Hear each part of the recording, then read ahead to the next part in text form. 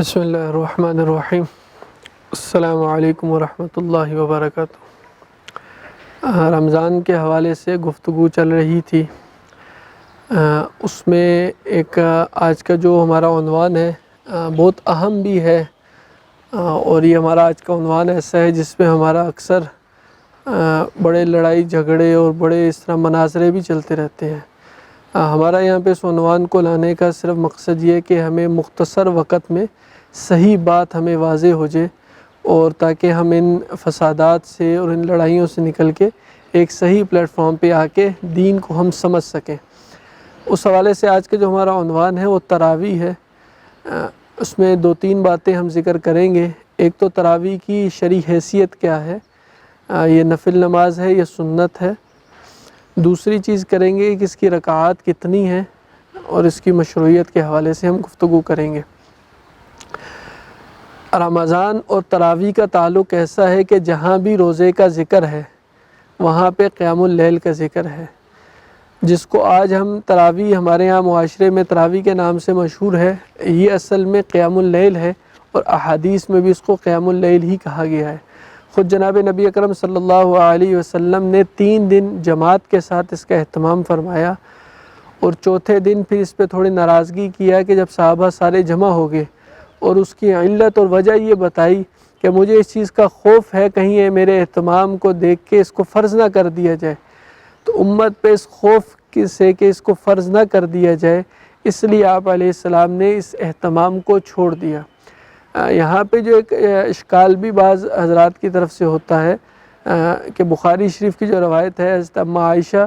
صدیقہ رضی اللہ تعالیٰ عنہ کی طرف سے کہ آپ علیہ السلام رمضان اور غیر رمضان میں 11 رکعات پڑھا کرتے تھے، اس سے زیادہ اضافہ نہیں کرتے تھے، تو وہ تراویح کی نماز نہیں ہے، وہ تہجد کی نماز ہے، کیونکہ تراویح کا تعلق صرف رمضان میں ہے، غیر رمضان میں نہیں ہے۔ اور کیوں حضرت اماں عائشہ رضی اللہ تعالیٰ عنہ گھر کی زندگی دیکھتی تھی، وہ تہجد کی نماز ادا فرماتے تھے، تو وہ تراویح کی نماز نہیں ہے، وہ تہجد کی نماز ہے جو آپ علیہ السلام ادا فرماتے تھے۔ آپ علیہ السلام کے زمانے میں 3 دن تو جماعت سے ہوئی، اس کے بعد صحابہ اپنی اپنی جماعتیں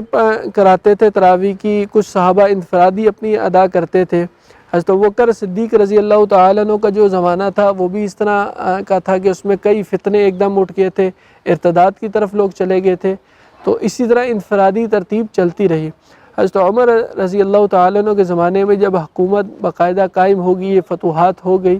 تو حضرت عمر رضی اللہ تعالیٰ عنہ مسجد تشریف لائے اور صحابہ کو دیکھا اپنی اپنی جماعتیں کرا رہے ہیں، تھوڑا کتنی ہی اچھی بات ہو کہ سارے صحابہ ایک ہی جگہ جمع ہو کے ایک امام کے پیچھے نماز ادا کریں۔ تو حضرت ابی بن کعب رضی اللہ تعالیٰ عنہ کو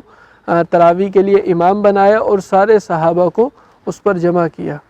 اور حضرت عمر رضی اللہ تعالیٰ عنہ کا یہاں جمع کرنا، اس میں 2 باتیں کروں گا۔ ایک تو جناب نبی اکرم صلی اللہ علیہ وسلم کی حدیث شریف ہے کہ علیکم بسنتی و سنتی خلفاء الراشدین، کہ تم پر میری سنت بھی لازم ہے اور میرے خلفاء راشدین کی سنت بھی تم پر لازم ہے۔ گویا کہ خلفاء راشدین، چاروں خلفاء میں سے کسی کا بھی کوئی عمل کو وہ کہہ دیتے ہیں، کسی کا حکم دے دیتے ہیں، کسی عمل کو رائج کر دیتے ہیں، تو یہ گویا خود حضور علیہ السلام کی طرف سے حکم مانا جائے گا، اور خود حضور علیہ السلام کی سنت ہی کہلائے گی کہ آپ علیہ السلام کا یہ ارشاد ان کے بارے میں ہے۔ تو ایک تو حضرت عمر کا صرف سب کو جمع کر دینا ہی یہ تھا کہ یہ سنت ہے تراویح۔ دوسرا جو ہے امت کا اجماع، یہ خود ایک حیثیت رکھتی ہے دلیل کی کہ دین کا ہونے کا، کہ حضرت عمر رضی اللہ تعالیٰ عنہ نے جب سنت اس کو دیا اور مسجد میں جماعت اس کی تراویح شروع کرائی،